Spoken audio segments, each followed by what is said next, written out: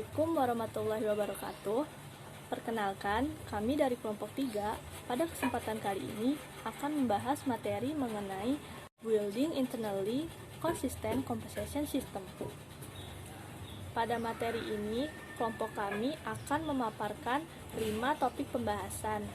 Yang pertama, ada mengenai internal consistent. Yang kedua, ada mengenai job analysis.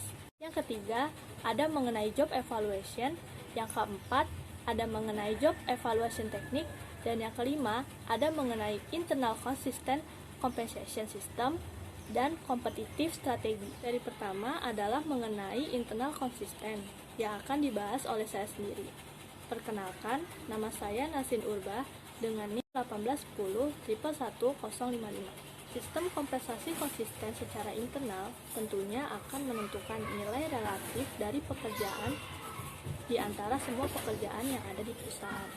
Dengan demikian, dapat diketahui bahwa setiap perusahaan akan selalu mengandalkan prinsip sederhana namun secara mendasar untuk meningkatkan sistem kompensasi konsisten secara internal dengan tepat dan adil. Sistem kompensasi yang konsisten secara internal ini selalu memperhatikan perbandingan di mana pekerjaan yang memiliki kualifikasi lebih sulit, lebih banyak tanggung jawab, dan pekerjaan yang begitu kompleks tentunya akan menghasilkan atau harus dibayar oleh perusahaan lebih tinggi daripada pekerjaan yang kualifikasinya lebih rendah, lebih sedikit tanggung jawab, dan tugasnya yang tidak begitu rumit. Agar lebih jelas, saya akan menunjukkan salah satu contoh gambar yang terkait dengan struktur sistem kompensasi yang konsisten secara internal sebagai berikut.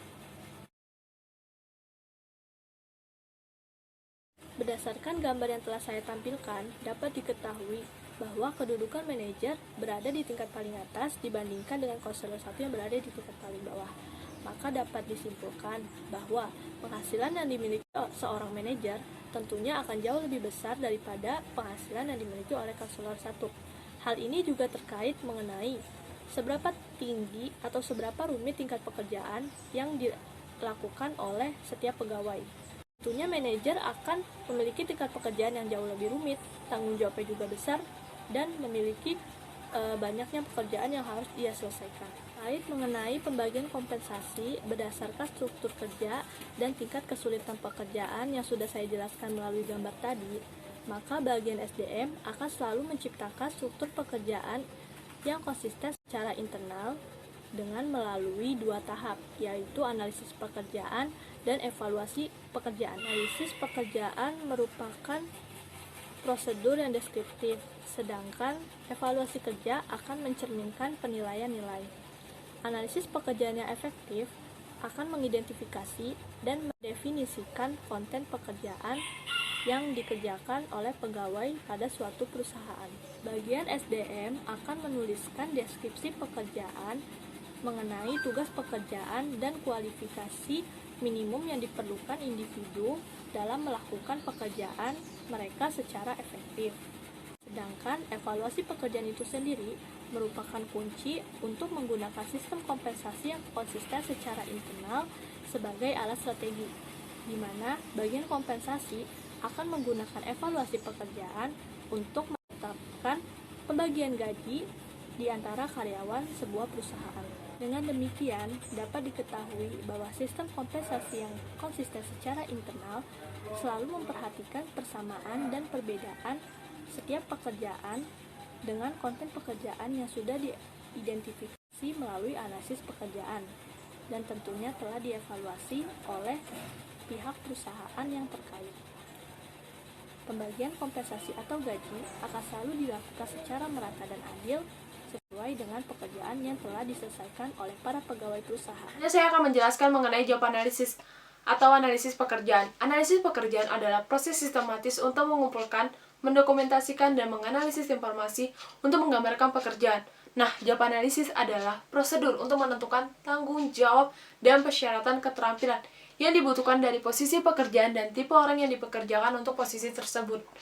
Job analysis menggambarkan deskripsi pekerjaan, spesifikasi pekerjaan, dan kondisi kerja. Deskripsi pekerjaan berarti aktivitas aktual yang harus dilakukan karyawan untuk bekerja sesuai dengan pekerjaannya. Deskripsi pekerjaan juga termasuk daftar pekerjaan, tanggung jawab hubungan pelaporan, kondisi pekerjaan, dan tanggung jawab penyediaan. Dan ini contohnya.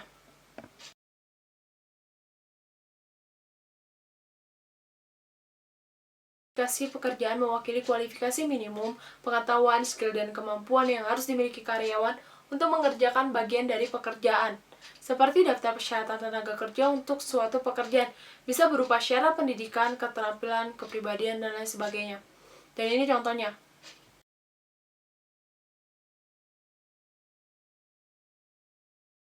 Ini ada kondisi kerja. Kondisi kerja adalah konteks sosial atau lingkungan fisik di mana pekerjaan akan dilakukan. Nah, kondisi lingkungan kerja yang baik adalah salah satu faktor penunjang produktivitas karyawan yang pada akhirnya berdampak pada kenaikan tingkat kinerja karyawan.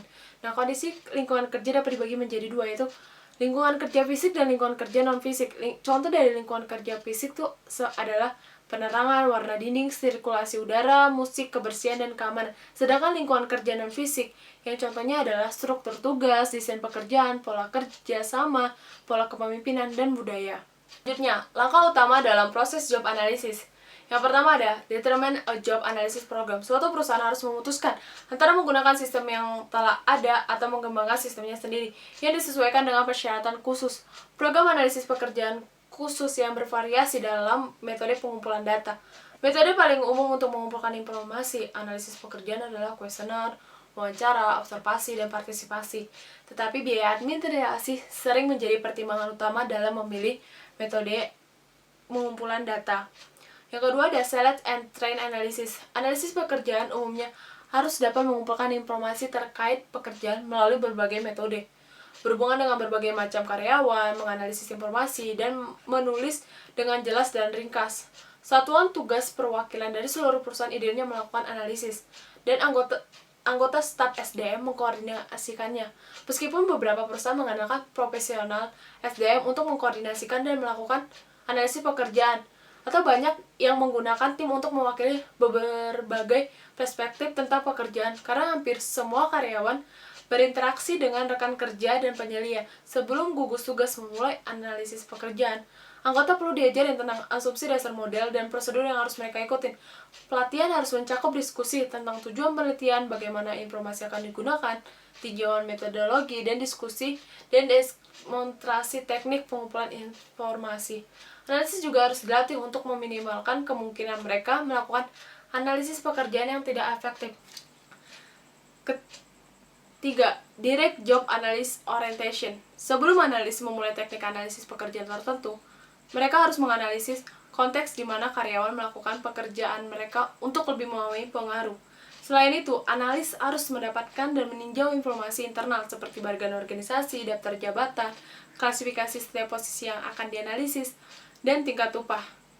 Keempat, ada conduct the study, data collection methods and source of data. Ketika analis telah mengumpulkan data awal yang cocok, mereka mulai mengumpulkan dan merekam berbagai informasi dari tiap pekerjaan dalam perusahaan. Analis harus hati-hati memilih metode dan sumber data yang dikumpulkan. Metode yang paling umum adalah kuesioner dan observasi, sedangkan narasumber yang paling umum adalah supervisor, manajer, dan karyawan yang sedang bekerja. 5. Summarize the result.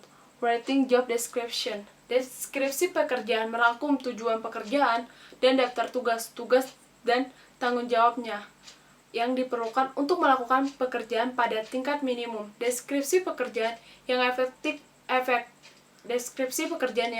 efektif umumnya menjelaskan apa yang harus dilakukan karyawan untuk melakukan pekerjaan itu, bagaimana karyawan itu melakukan pekerjaan, mengapa karyawan itu melakukan pekerjaan dalam hal kontribusinya terhadap fungsi perusahaan.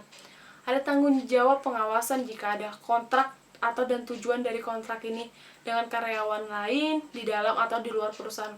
Keterampilan, pengetahuan, dan kemampuan yang harus dimiliki karyawan untuk melakukan tugas-tugas pekerjaannya. Kondisi fisik dan sosial di mana karyawan harus melakukan pekerjaan.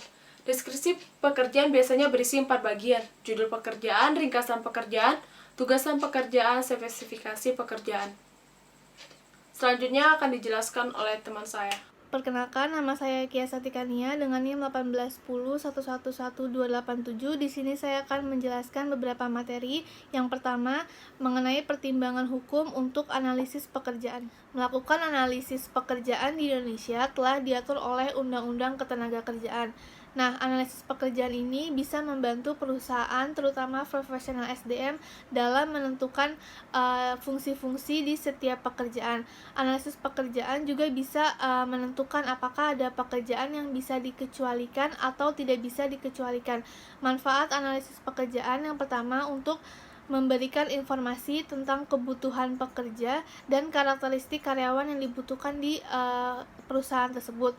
Yang kedua, untuk memperkirakan pemberian kompensasi yang tepat bagi setiap karyawan. Yang ketiga, untuk melakukan penilaian prestasi setiap karyawannya. Yang keempat, memberikan gambaran tentang pelatihan karyawan yang dibutuhkan. Lalu yang kelima, untuk menentukan kewajiban yang tidak ditugaskan. Contohnya, penetapan hukum mengenai analisis pekerjaan di Indonesia adalah dalam menyusun struktur dan skala upah, pengusaha perlu membuat analisis pekerjaan yang terdiri dari golongan, jabatan, masa kerja, pendidikan, serta kompetensi karyawan tersebut. Selain itu, harus diadakan juga penyesuaian secara berkala berdasarkan kemampuan perusahaan dan produktivitas karyawan tersebut. Hal ini diatur oleh Keputusan Menteri Tenaga Kerja dan Transmigrasi Republik Indonesia Nomor 49 tahun 2004 yang dapat digunakan juga sebagai pedoman di setiap perusahaan. Materi selanjutnya ada teknik analisis pekerjaan. Banyak perusahaan yang memilih untuk menggunakan teknik analisis pekerjaan yang ada sebelumnya karena biaya untuk membuat teknik analisis pekerjaan cenderung lebih besar. Selain itu, teknik analisis pekerjaan yang diaplikasikan untuk berbagai jenis pekerjaan telah diuji oleh beberapa peneliti dan beberapa praktisi. Ada beberapa teknik analisis pekerjaan yang hanya berlaku untuk kelompok kerja tertentu, misalnya pekerjaan manajerial. Tetapi ada juga teknik analisis pekerjaan yang diterapkan secara lebih luas ke berbagai macam pekerjaan. Salah satu contoh teknik analisis pekerjaan adalah Departemen Amerika Serikat membuat jaringan informasi pekerjaan yang bisa kita sebut sebagai ONET. Lalu ada ONET atau Jaringan Informasi Departemen Tenaga Kerja Amerika Serikat. Nah, ONET ini adalah sebuah basis data yang dibuat oleh Departemen Tenaga Kerja Amerika Serikat untuk menggambarkan keakuratan pekerjaan yang ada di setiap sektor pekerjaan. ONET ini digunakan untuk memberikan informasi pekerjaan dan karyawan yang berisi komponen yang berhubungan dengan aktivitas kerja di suatu pekerjaan tersebut. Nah, komponen ini bisa berupa deskripsi pekerjaan dan karakteristik karyawan yang diperlukan di suatu pekerjaan dan perusahaan tersebut. Model ONET ini mencantumkan 6 kategori informasi pekerjaan dan karyawan, yaitu model experience recruitment yang meliputi experience and training, yaitu informasi yang dibutuhkan oleh karyawan untuk menduduki posisi pekerjaan tertentu ditambah dengan pengalaman kerja yang dilakukan oleh karyawan tersebut. Lalu ada licensing, yaitu informasi mengenai lisensi, sertifikat, atau registrasi yang digunakan dalam mengidentifikasi tingkat kemampuan karyawan tersebut.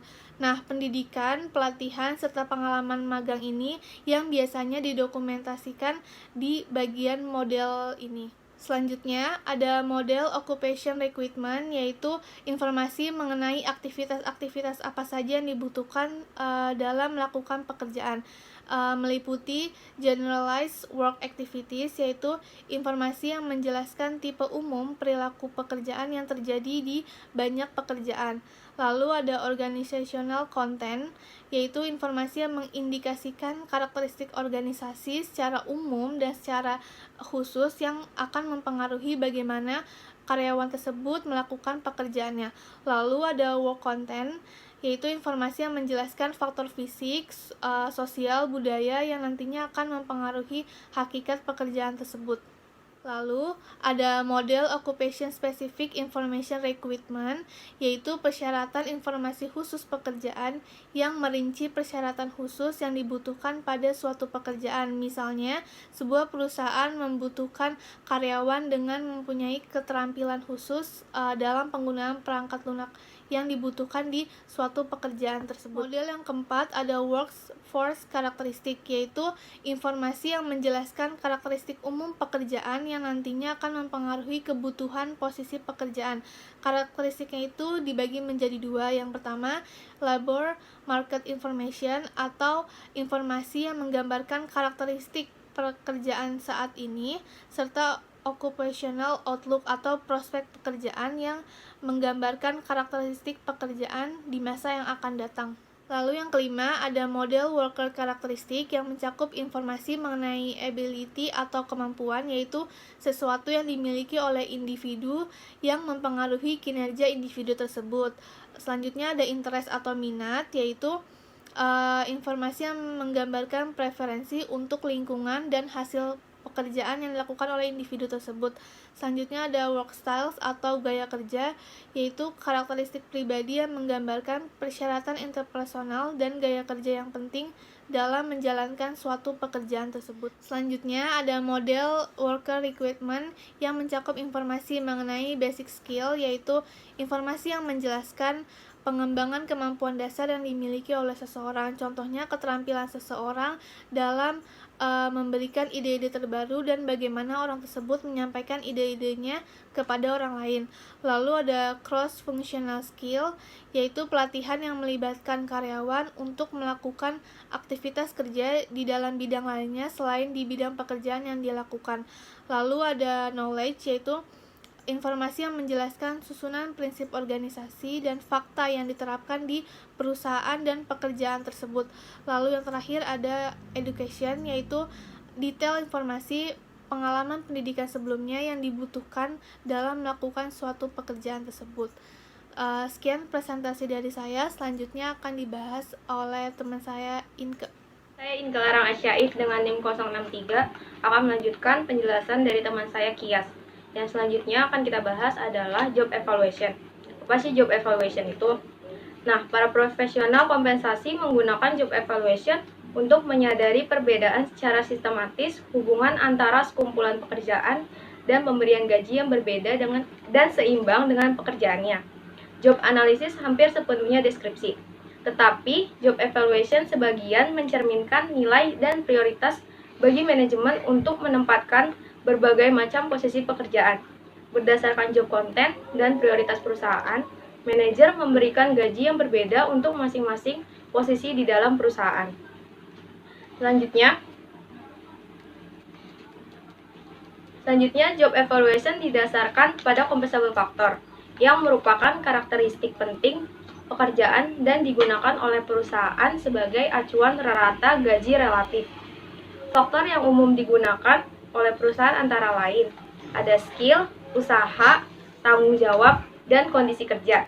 Keempat faktor ini merupakan universal compensable factor karena secara virtual setiap pekerjaan mempunyai keempat faktor ini.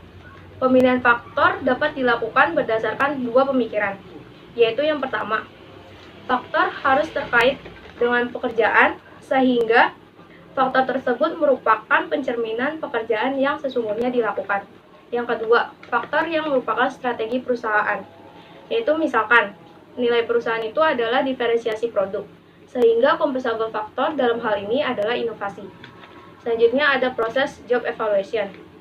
Proses job evaluation ini ada 6. Yang pertama itu ada determining single versus multiple job evaluation technique, yaitu menentukan teknik job evaluasi sesuai dengan bidang pekerjaannya berdasarkan faktor kompensasi terkait pekerjaan tersebut. Jadi, kalau misalkan faktor kompensasi yang digunakan untuk menilai pekerjaan itu di semua bidang, maka teknik yang digunakan adalah single teknik. Tapi jika berbeda antar bidangnya, maka menggunakan multiple teknik. Yang kedua itu ada choosing the job evaluation committee, atau memilih komite evaluasi pekerjaan. Jadi, komite job evaluasi ini terdiri dari pegawai, supervisor, manajer, dan jika relevan, serikat pekerja secara bersama-sama mendesain, memantau, dan mengevaluasi hasil job evaluation. Komite job evaluasi membantu meyakinkan komite pegawai kepada perusahaan. Mereka juga menyediakan sistem checks and balance. Prosedur job evaluation secara ilmiah tidak akurat. karena keputusan evaluasi berdasarkan penilaian manusia biasa. Oleh karena itu, adanya konsensus, beberapa pegawai membantu meminimalkan bias oleh job evaluator secara individual. Yang ketiga, ada training employee to conduct job evaluation atau melatih karyawan untuk melakukan evaluasi pekerjaan.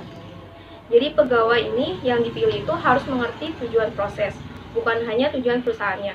Jadi evaluator berlatih menggunakan kriteria job evaluasi sebelum mengaplikasikan pada pekerjaan sesungguhnya. Yang selanjutnya ada documenting the job evaluation plan atau mendokumentasikan rencana evaluasi pekerjaan. Dan ini tuh berguna untuk tujuan legal dan training karena dapat secara jelas menetapkan kriteria pekerjaan yang dievaluasi sehingga pegawai dapat memahami bagaimana cara evaluasi pekerjaan mereka, hasil evaluasi, serta prosesnya. Selain itu juga dapat mengklarifikasi jika ada ambiguitas oleh pegawai. Jadi itu ini bisa berfungsi tuh kayak biar pegawai itu bisa melihat hasil evaluasi dari pekerjaan mereka sendiri gitu. Terus yang selanjutnya ada communicating with employee atau komunikasi dengan karyawan. Perusahaan secara formal menyampaikan informasi hasil evaluasi pekerjaan yang tidak dilakukan kepada pegawai untuk memastikan pegawai memahami dan menerima keputusan hasil evaluasi pekerjaan yang dilakukan. Jadi langkah ini tuh buat meminimalisir adanya kesalahpahaman antar karyawan. Yang langkah terakhir itu ada setting up the appeal process atau menyiapkan proses banding. Jadi perusahaan menyusun prosedur perbandingan yang menunjukkan review kasus demi kasus sehingga pemeriksaan proses melalui uji ulang. Hal ini mempunyai efek menurunkan tuntutan diskriminasi ilegal yang mungkin terjadi jika pegawai tidak diberikan suara. Sekian penjelasan tentang job evaluation dan selanjutnya akan dibahas oleh teman saya Nia. Saya Nia Safitri dengan NIM 181011009. Di sini saya akan menerangkan materi mengenai Job Evaluation Techniques atau teknik evaluasi pekerjaan. Nah, di sini biasanya para profesional kompensasi mengkategorikan metode evaluasi pekerjaan menjadi dua pendekatan. Yang pertama itu pendekatan berbasis pasar. Nah, rencana evaluasi berbasis pasar itu menggunakan data pasar untuk menentukan perbedaan dalam nilai pekerjaan. Yang kedua itu konten pekerjaan. Rencana evaluasi konten pekerjaan ini menekankan sistem nilai internal perusahaan dengan menetapkan hierarki nilai pekerjaan internal berdasarkan fungsi setiap pekerjaan dalam strategi perusahaan. Nah, baik pendekatan evaluasi berbasis pasar maupun konten pekerjaan saja tidak memungkinkan para profesional kompensasi untuk menyeimbangkan pertimbangan internal dan eksternal. Nah, maka dari itu banyak dari perusahaan justru mengandalkan kedua pendekatan tersebut.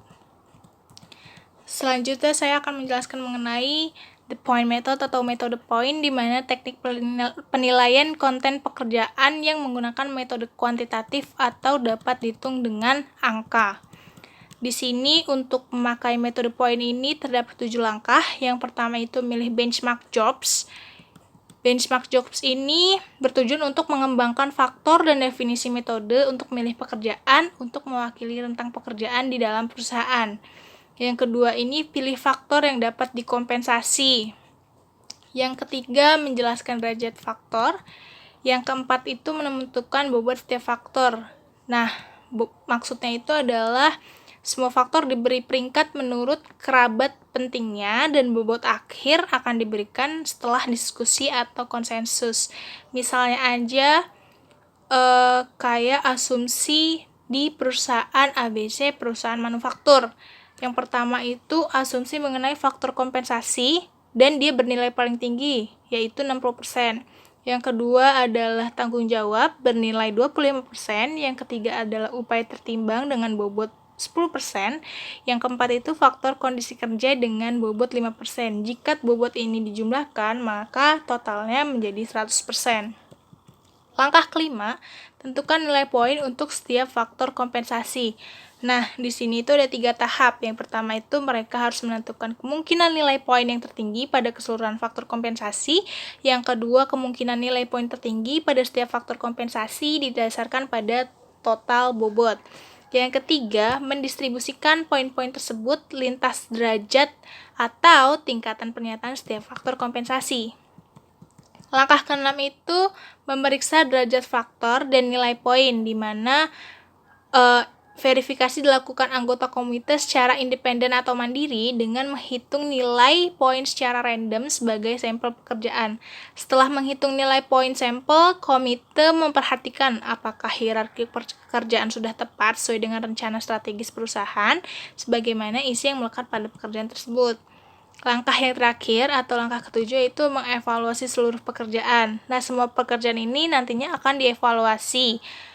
Dilakukannya sekali ketika sistem evaluasi sudah diuji dan diperhalus atau diperbaharui. Lalu selanjutnya ada Alternative Job Content Evaluation Approach. Nah, terdapat 4 jenis lazim teknik evaluasi pekerjaan kualitatif, yaitu yang pertama Simple Ranking Plans atau rencana peringkat sederhana, yaitu menyusun semua pekerjaan mulai dari yang paling rendah sampai yang paling tinggi berdasarkan satu kriteria, biasanya digunakan oleh perusahaan kecil yang mempunyai sedikit pegawai. Yang kedua yaitu paired comparisons atau perbandingan berpasangan, berguna untuk membuat rata pada pekerjaan yang banyak, biasanya lebih dari 20 pekerjaan. Yang ketiga itu adalah alternative ranking atau peringkat alternatif, yaitu menyusun pekerjaan secara ekstrim, menentukan pekerjaan yang paling bernilai dan yang paling tidak bernilai, kemudian menentukan kembali pasangan pekerjaan selanjutnya yang paling bernilai dan paling tidak bernilai sampai selesai. Yang terakhir, yang keempat, itu classification plan atau rencana klasifikasi. Perusahaan menggunakan metode ini untuk menempatkan pekerjaan ke dalam kategori berdasarkan faktor kompensasi. Organisasi sektor publik seperti perusahaan pemerintah sering menggunakan sistem klasifikasi ini. Klasifikasi berdasarkan faktor skill, pendidikan, dan tingkat pengalaman. Itu yang dilakukan biasanya oleh classification plan. Yang terakhir ada alternative to job evaluation.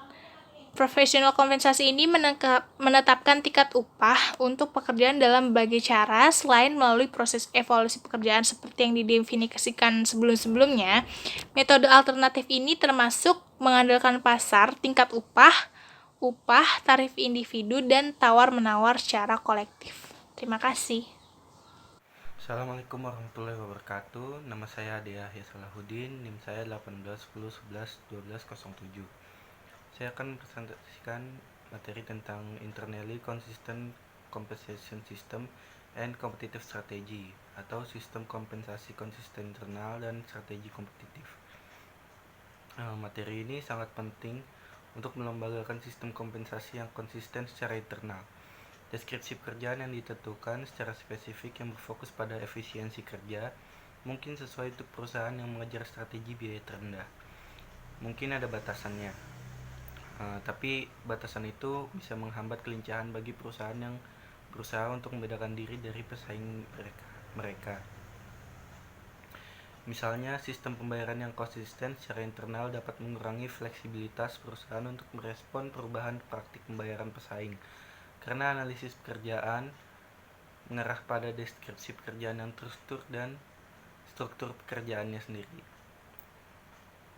Selain itu, evaluasi pekerjaan menetapkan nilai relatif pekerjaan di dalam perusahaan. Menanggapi kompetisi mungkin mengharuskan karyawan untuk melakukan tugas yang melampaui apa yang tertulis dalam uraian pekerjaan mereka, setiap kali tekanan kompetitif menuntut. Dalam prosesnya, definisi pekerjaan menjadi lebih lancar, yang membuat penilaian ekuitas lebih sulit. Batasan potensial lain dari struktur kompensasi yang konsisten secara internal adalah birokrasi yang dihasilkan. Perusahaan yang membuat hierarki pekerjaan cenderung menciptakan pekerjaan yang didefinisikan secara sempit, yang mengarah ke lebih banyak pekerjaan dan tingkat kepegawaian. Struktur seperti itu mempromosikan beban kompensasi yang berat. Kompensasi ini karyawan tergantung pada pekerjaan yang mereka lakukan, seberapa baik mereka melakukan pekerjaan mereka. atau keterampilan yang mereka miliki. Namun, tunjangan karyawan menunjukkan biaya tetap yang biasanya tidak berbeda dengan kinerja atau karyawan atau keterampilan mereka. Mempekerjakan pekerja dalam jumlah yang lebih besar untuk staf banyak pekerjaan yang didefinisikan secara sempit berkontribusi secara substansial terhadap biaya tetap selangit untuk manfaat karyawan. Menciptakan ekspektasi yang jelas tentang kinerja dan mengorganisir peran karyawan dengan cara menyelaraskan strategi pembayaran dan kinerja akan menguntungkan Anda sebagai manajer lini atau profesional SDM. Manajer lini dan SDM harus menggunakan bantuan orang-orang yang paling mengetahui peran-peran karyawan yang mengisi peran itu untuk sampai pada kesimpulan yang adil, terinformasi, dan konsisten. Manajer lini akan memiliki wawasan dalam banyak kasus untuk memilih orang yang tepat membantu dalam proses ini. SDM akan memastikan bahwa individu-individu ini menerima pelatihan yang tepat dan diperlengkapi untuk menilai peran dan memberikan rekomendasi yang tepat dan objektif. Sebagai manajer lini atau profesional SDM, tanggung jawab utama Anda adalah menciptakan sistem, yaitu memastikan bahwa kompensasi karyawan adil secara internal dan kompetitif secara eksternal.